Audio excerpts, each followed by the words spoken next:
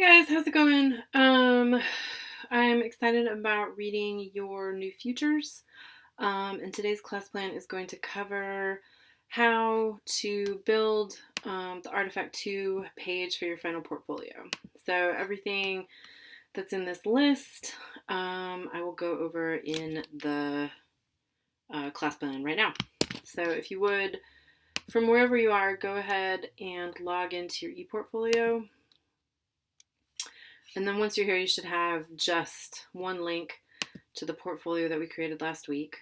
And then from here, you're going to want to click on the new future page that you created. If you haven't done all this yet, go back and watch the video from, so I can't remember what day it is. All right, so click here. Now you're in the Artifact 2 new futures page, and you're going to edit it. So click edit this page. So here, you're going to want to type some version again of the introduction to the artifact page. So the introductions to the artifact page are one paragraph, 150 to 200 words that explain where your ideas came from, how they evolved, how does your writing process affect your intellectual process, etc. They are, of course, part of the draft work that you did for the discussion prompts. So here's discussion 7's prompt. Discussion 7's prompt is due Friday. So go ahead and hang on to whatever you talk about in your prompt to use as a draft for what will go into this introduction. So here's my introduction. Next, I'm going to create an HTML embedded content box. And then here, I am going to create an embed code from the PDF of my new future. So if you created your new future in Word or in another word processing file, go ahead and upload it to Google, file upload, and then once it's up, you can convert it to PDF. So from here, file, you might have to actually download it as a PDF, and then it'll download, and you can then upload that PDF to your Google Drive. But I already have mine loaded as a PDF here. So I'm going to go ahead and open the PDF, and then from this page, I'm going to open it in a new, I'm going to check on the share settings to make sure that it's publicly available. Maybe I'm going to do it right here. Show editors can change permission, share viewers, conversation. Okay, so it's good to go. If it's not shared, you will know in a minute. Or again, if the settings are wrong, you'll be able to see it once you upload it. All right, so from here, I'm going to embed the item. I'm going to cut and highlight and copy. And then I'm going to go back and paste that in my, HTML window. I might want it a little bigger. So I don't remember what I was doing. 800 by 480 is fine. Let's save it, see what I got. All right, so got my intro, got my PDF embedded. If you want to be fancy, you can add rich content boxes to do headers.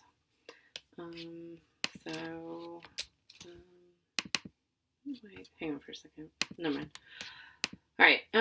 In addition, you are going to want to embed your process documents. Right. So your first process document is PD4, greatest threat. So whatever file you have that in, you will embed that into your portfolio. So say you have it as a Google Doc. Let me see. What kind of Google Doc? Here, let's pretend that this is my PD4. So same sitch. I want to make sure that it'll be visible. It is. Get out of there. I'm going to open it in a new window. And then from here, I can embed it. Cut and copy. Pop that guy in. Let's see what I got. Alright, so that guy's ready to go.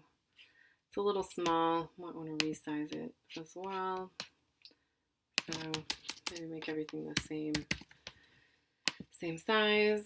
But then I also have the worksheet. So let's see, edit. Add another content box. Same process. Go back here. I don't have. Give me a second to find it. World sheet. Master.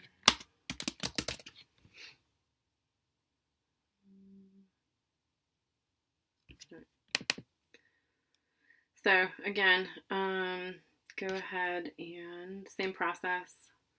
I'm gonna check the share settings, see what that looks like. Share settings are fine.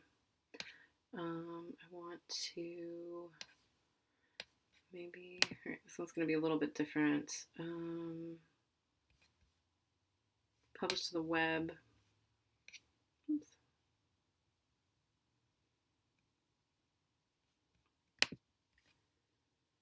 And then I'm going to get an embed code, but this embed code has no size designation. So the last thing I'm going to need to do is cut and paste my size designation from here, pop that in, save page, looking good. Got our intro, and then the final draft, first project document, second project document, and then the last thing I want to do is add a content box here where I can respond to the artifact reflection checklist. So in my artifact reflection checklist, I'll just cut and paste my responses to these questions, right? So let's see what happens.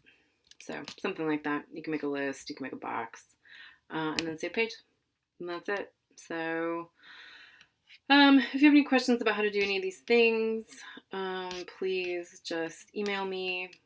Again, if you go to the final portfolio page, which, it's our class website, and then you click on assignments, and then assignments is going to take you down to portfolio, or to this box, and then to portfolio. And then here at the portfolio page, you'll have all of the instructions. You maybe want to pay special attention to what's on each of the pages, which the links will take you out to their assignment pages in the website. There's a sample portfolio here that you can look at that will give you a layout and design suggestions. Here are all of the different